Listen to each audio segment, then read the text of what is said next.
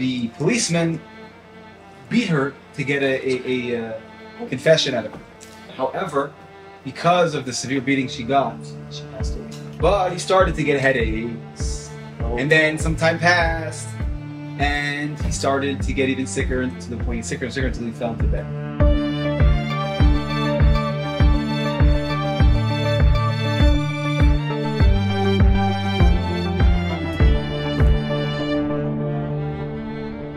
Everybody together. This is Welcome everybody. Man, you can do this already. You got it. You got it. The Ili Nishmas Ruben ben David and the Nishmas I'm Shalom ben Michal. In a village near Tzfat, there was a certain Yid who was a Shemayim. We're going to call him the Feivel. Right? The Feivel, the innkeeper. He had an inn.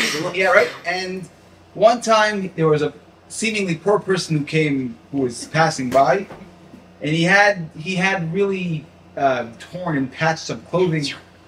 So he gave him to eat and drink, and we're going to call this Yid Lipa the Wanderer. Okay? And after Bible and Lipa so far.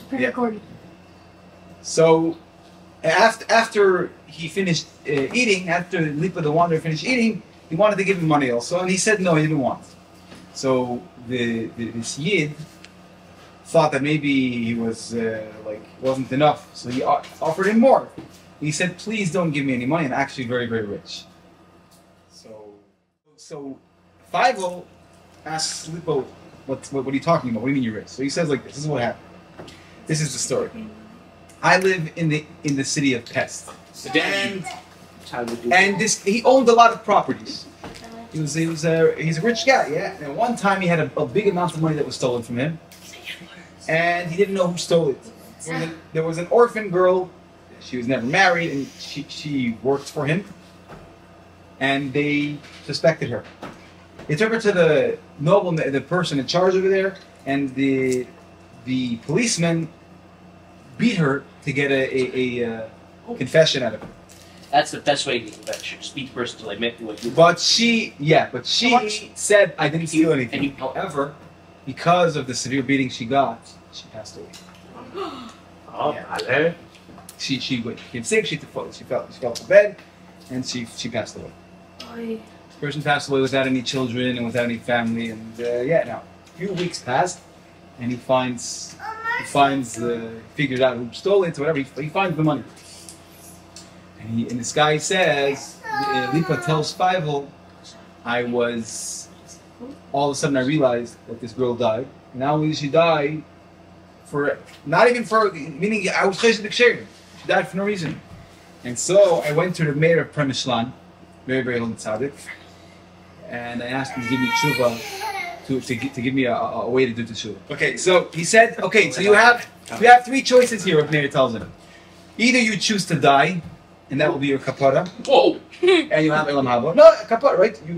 That's a nefesh tachas nefesh. Yeah, literally. I get it. Yeah, but that's wow. Or you're going to be sick in bed for 3 years. Yes, please. And right over death. Yeah, that sounds a lot better. Or the affliction you're going to have is going to give you a kapara. Or you're going to have 3 years of wandering in Golis as a kapara. Much better. Like someone who kills someone by mistake, right? You have to go to the Oh, the wandering. That sounds much better than being sick. But so this guy, he couldn't agree on anything, so he just left. He couldn't handle it. And then he went home.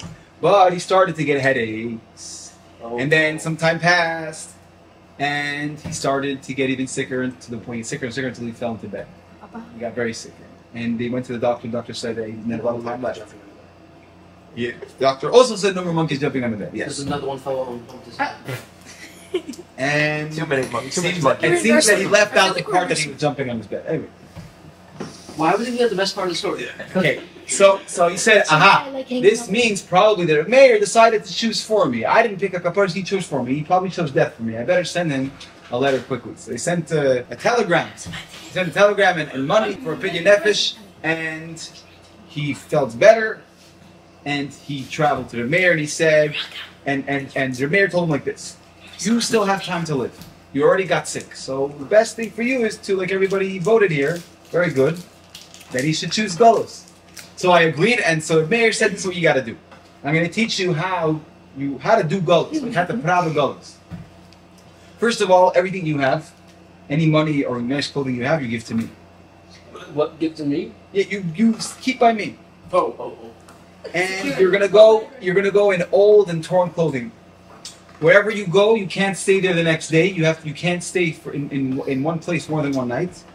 And if you get hungry, you are not allowed to ask anybody for. That's really tough. You're not allowed to ask money or food from anybody. Only if they offer it to you are you allowed to accept it. So it's very, very difficult. Wow, this guy must have lost a lot of weight. And only at the end of the year you're allowed to go to your city, stay by the outskirts of the city and ask your wife to come, look over your finances, and if you lost money, so then you can go back to your house. But Mayor Brunson told you, I'm telling you, you're not going to lose any money. Oh. Darn. And you're not, Please don't lose money. You're not allowed to go in a wagon, you have to go by foot everywhere. And at the end of the 3 years, you're going to come to me, I'm going to give you back everything you gave me, and then I'll tell you, give you a tikkun on how to live the rest of your life. So I got a bracha from the Tzaddik Meir, and I did goals like he said, and it's 2 years. But I've heard now, that Meir from his son passed away, and he told me to come because he told me to come at the end of the 3 years. I don't know what to do. What am I going to do now? But I heard that in Tzanz there's a Rav, the Chaim of Tzanz, who's also a very great tzaddik, and I'm going to ask him what to do.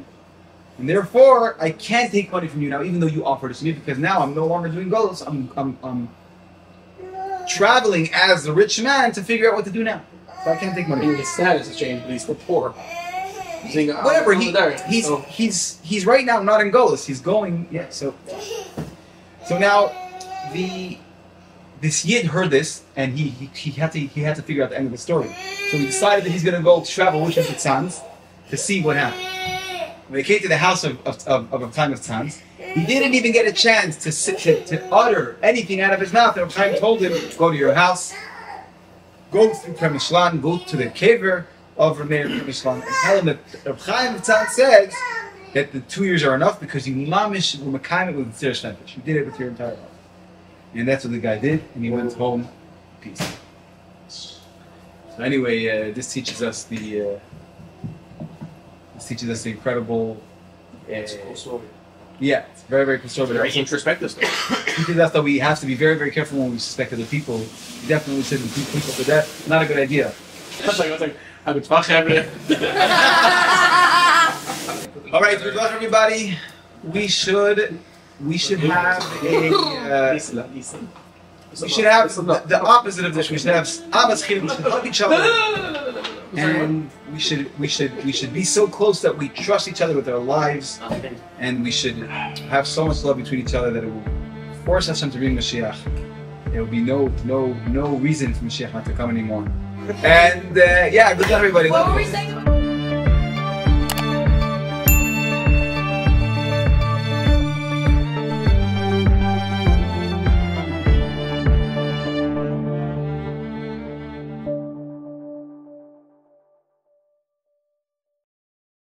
And now for some bloopers. Okay, so Wait, before you start, you need to say L'chaim. Chaim, Drink L'chaim.